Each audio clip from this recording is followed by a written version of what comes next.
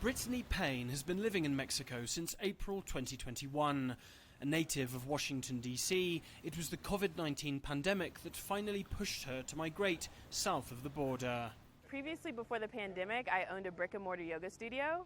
I worked 70, 80 hours a week. Now that everything's transitioned online and I live in Mexico, I actually work a fraction of those hours and I enjoy the quality of life of living. I don't stress as much about working and it's a little bit more liberating. Brittany is by no means the only American to have moved to Mexico City recently.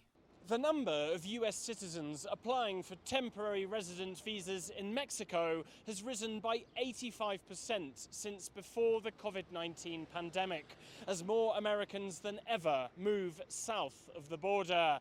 And here in Mexico City, it's neighborhoods like La Condesa, with its leafy spaces and Art Deco architecture, where they arrive.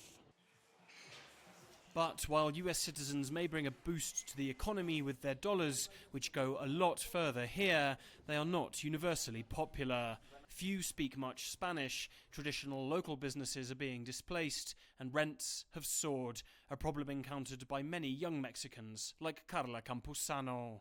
I hear a lot of people complaining about rents. I'm actually looking to rent an apartment in pretty much the same area that I live in right now, like more towards Condesa and Roma, and prices have been going really high. Yeah, because they know that they can, since there's a lot of people, a lot of foreigners, they can go a little higher on prices.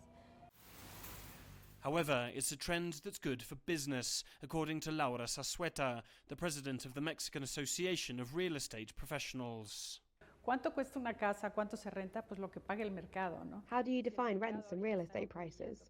And what the market will pay, and currently there is high demand for rental properties from foreigners. I think it's excellent. From an economic standpoint, it's good for both our industry and for the country as a whole.